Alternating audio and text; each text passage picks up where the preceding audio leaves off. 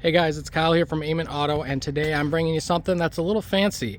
This is a 2022 Mercedes GLB 250 with the 4MATIC all-wheel drive. So this is a loaner vehicle. My vehicle is getting serviced in the dealership, so I got this as a loaner for a few days, and I've gotten about 200-ish miles or so on it, so I feel like I am in a good place to give at least a decent review. As always, I'm going to start in the exterior, and I think what I like the most about this vehicle is probably that view right there. I love the full LED headlights. I love the full LED turn signals that integrate into the DRLs that turn orange. I love the LED mirrors, and I do love this little chrome front fascia down here. I just think it's a really slick look. Something I don't like is this big Mercedes badge here. I was a little surprised to find out that's plastic. My Alfa Romeo has a really gorgeous metal badge right here. BMWs do too. Just thought that was a little weird that on a nice Mercedes this is plastic. As a concession, you do get this nice metal hood ornament, but I don't know. I think Mercedes could have spent the extra $5 and put a nice metal star there. So let's backtrack a little and talk about this vehicle and the segment it fights in. So this is a compact SUV, but there's a surprise at the end, so stick around for that because there's something about this that's very not compact. So this would compete with something, it's kind of an in-betweener, but think of this as like a Audi Q3/Q5 competitor, an Acura RDX competitor. This vehicle actually starts at under $39,000. So this is, or about $39,000. So this is actually the cheap Mercedes, if you want to call a Mercedes cheap. This one, however, spec'd out to about $48,000. I think this is spec'd about perfectly. I say that because if this gets much more expensive, I don't think it's a good buy. I'll show you that in the interior. But while we're at the back, I think that's a really good look. Again, this does look very premium, I think. I like the 4MATIC badge right there. I love these LEDs. I think this is a pretty good look. I'm not gonna lie. For a vehicle that starts around 50 or 40 grand, and as equipped under 50, I think it's pretty nice. We do have the chrome dual exhaust. I think that's pretty nice touch. This does have the 2-liter turbo, about 221 horsepower. I'll talk about driving when I'm in it, but let's pop this rear hatch here, because here's where there's a surprise. First, let's just talk about amenities. It's a carpeted area. There's not really a whole lot, but there's USB ports here. There's seat belts back here. That is because this one, for $750, is spec'd with 3rd row seats. Correct me if I'm wrong. This is the smallest vehicle in its class to offer 3rd row seats. You pull up on this red tab right here, and that unlocks it so you can pull this sucker up. You got these seats right here, and there you got a 3rd row. I'm not going to humor you guys and try to get back here, but there is virtually almost no legroom. I don't know really why they'd even bother making 3rd row an option, but I mean, it is here. I guess maybe if you had a 4 or 5 year old, maybe they just were sitting back here for a little bit, that'd be okay. But I don't know. To me, this doesn't make much sense. But it is a nice party trick, and if you're in a pinch, it is nice. With the seats up, you'd have almost no cargo room. But with these seats back, you actually get a good amount. I think this is about 25 cubic feet, which isn't bad for something that it competes with a 3rd row. And of course, as most SUVs, you can simply pop that down, and then you can get more space. It's sliding forward right now, so you can have access to the 3rd row. But yeah, I think it's pretty nice. Here, let's go over this Monroney label just to discuss the pricing and options on this particular vehicle. It does have a $750 Mountain Gray Metallic paint option. I'd probably skip that. I think this paint's pretty uninspiring. It does have a nice metallic finish in the sun, but as you can see, it's not spec'd out too highly. I think it has the important stuff. Heated steering wheel, heated front seats. It has the interior ambient lighting. I'm going to show you guys that inside. It has the 18-inch wheels, and the multimedia package and the premium package light. So it has some things, but not everything. Again, 47 grand. I think that's pretty good. I think this is a lot of vehicle for 47 grand. But maybe it's not the best Mercedes product. Let's step inside. I'm gonna show you guys what I'm talking about here. So, as always, I'm gonna start with this door panel, and I will say, pretty impressive for under 50 grand. But it's a little deceiving. This vehicle is a little deceiving overall. This is plastic. This trim here, that's plastic. So, and this stitching is nice, don't get me wrong, this is all leather stitched, but I wish Mercedes would have done a little more. This is scratchy, hard touch plastic all throughout, even up to here. This is scratchy plastic.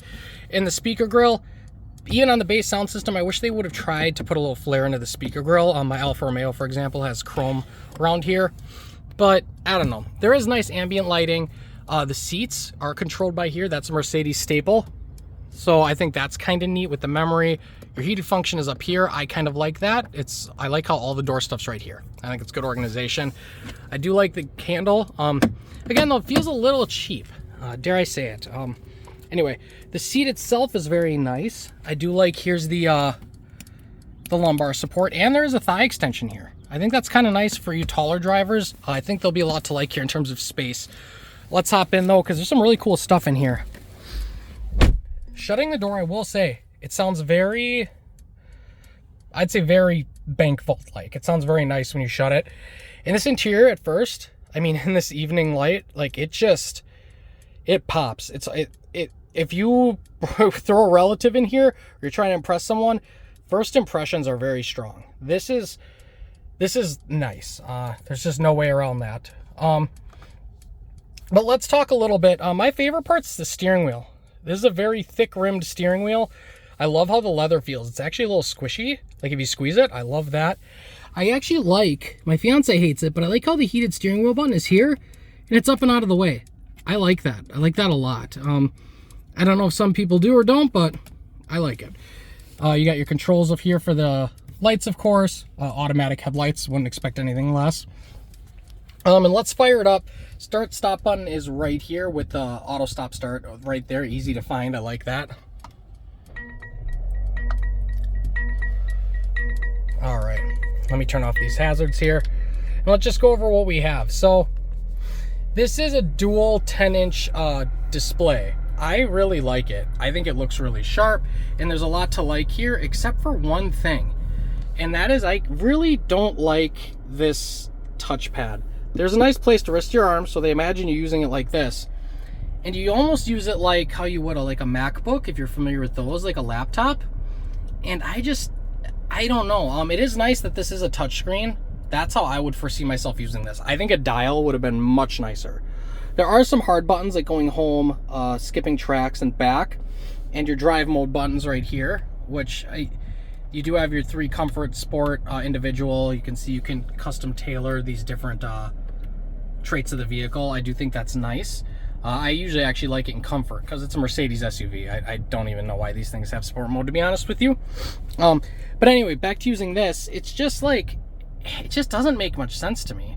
So I'm gonna click like radio here, and you can scroll, and this does look nice. It has a lot of wow factor to it. But I think when you're actually using it, it's just not very easy to use. I don't think it's very intuitive. I think getting the settings, to change the ambient lighting in here, it took me like 5 minutes to originally figure out. Maybe once you figure it out, you'll like it. I've been in this vehicle about 200 miles. I still don't really get it or like it, but let me know in the comments if you guys have this system or like this type of thing. I'd be really curious because I don't think many people would. I think a dial would be so much faster. As you can see though, I'm going to switch to ambient lighting. Let's jump to that. This is just like, holy cow. Like, I waited till evening to do this video because I wanted to show off the ambient lighting. It does look really nice. There's red moon, there's fire red, there's lots of options to choose from. Sun yellow, I mean, you can just go all day. My favorite is probably glacier blue. That's my personal one. But you can just do like color mix and it'll like pulsate to different colors. I mean, this is stuff that not long ago people were spending big money to do in the aftermarket. So this stuff is really nice. And the fact that this is under 50 grand is cool. But let's go to the big but.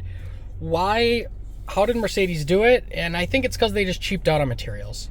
Certain things feel excellent. I'm gonna rotate or hit this button here, turn on the fan, and listen to the click. This button feels very solid. All these buttons feel very good to use. It feels expensive. It feels better than any mainstream brand. I'm thinking a Hyundai Palisade or Kia Telluride. This does feel nicer. These dials and switches are awesome. But there's a lot of cheap stuff in here. This is cheap. This is cheap. This is just rubber. They barely even didn't try to texture it. So it's just like a grab bag here. Some things are really nice, but like this is all just really hard touch plastic. This is hard touch plastic. This is where your passenger's leg is going to be resting or hitting. They could have padded that. My Alfa Romeo, that's padded with a net. I wish Mercedes, even this black plastic here, it's just, I don't know. Sometimes you touch some stuff and it's just like, ugh, it almost makes me cringe that this is a Mercedes. And I know you're going to say I'm splitting hairs, but the thing is here, this is it. The Mercedes 3-star. I think people have an expectation of that. I said that and it's asking for the voice assistant because it does have a smart voice assistant. So I don't know. I don't know how I feel about it, but I think overall it's a very nice vehicle and a good entry level Mercedes. And under 50 grand, I think this is a great buy. I think that's the key though. So let's just talk about the engine. I'm going to rev it for you guys here. It's a 2-liter turbo. Remember that.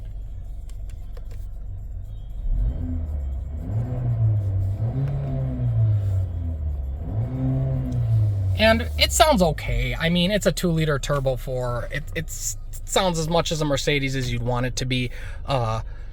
This gauge cluster, though, I'm going to tell you, this thing is nice. These are touch pads, which annoy me because I'm always accidentally hitting them, but they are really cool. So watch, I'm going to slide to the left here, and that allows me to change this gauge by then swiping up and down. So this gauge has tons of configurability. I think it's really awesome. And you can do the same thing. You can swipe to the middle. You can switch that up. You can switch to the right. Let me, if I can make it work. There we go. And you can see, so you can have whatever you want on this thing. You can have the nav right there. That is just awesome. Like, I think this is a really nice, and this is how you should do a gauge cluster properly. I think the 4MATIC is probably what I'd keep it in, because in a car like this, who really cares what your RPM is? I think if you treat this as a luxury SUV, I think it's really cool. Just don't expect anything too sporty out of it. Let's hop out. I'm going to give my overall driving impressions, and we can wrap this up, okay? So, the overall thing about this car, if you just want a Mercedes and you want something comfortable, and maybe you finally got your first promotion at work and you're ready to show off a little and you want something just better than your typical Telluride, Hyundai Palisade, any of the 3-row SUVs, I think this is actually a good buy. I think the key is, though, you need to make it stick under that $50,000. You can get the panoramic sunroof, which this doesn't have. You can get the AMG. You can get the AMG Night package. You can get 20-inch rims. You can do a premium audio. You can get this thing to 55, 56 all day. I think that's a terrible buy. I think there's too much hard plastic inside of it. I don't think it feels premium enough to be a Mercedes in the mid-50s. I think at 47, as this one is, this is almost a perfect spec. Give me some black paint, I'd be very happy with this. The base sound system sounds surprisingly good. Acceleration, here's the surprise I want to save for the end. It's kind of this in-between small vehicle, and acceleration's really good. 0 to 60 is quoted at 6.9. It feels faster than that to me. For your average consumer, I think this is great. I mean, if you come from any type of just V6 SUV, any Honda, any Toyota, and you're gonna jump into this, it's gonna feel quick. That Turbo 4 is great. It does take premium though, keep that in mind. 210 horsepower though with the 4MATIC all-wheel drive. This thing scoots, it goes pretty good. I would even skip getting the big wheels because this thing cruises very comfortably. I've been taking this to work. At 80 miles an hour, this thing's whisper quiet. And over bumps with this thicker sidewall with the 18-inch rims, these are the rims I'd go for. It's a Mercedes. You want something comfortable and classy. I think this is just a nice classic wheel. I like that they're still 18, so they got a little presence, but I think that this design will age very well if you don't flash it out with all the AMG stuff. I think this will look like a contemporary, decent SUV in 15 years or so. Well, guys, I'm gonna have this vehicle probably about 3 more days. I'll probably get about 500, 600 miles on it total. If you have any questions, please leave a comment down below. If you like this video, give it a like. It really helps out the channel. And I'll catch you in the next one. Peace.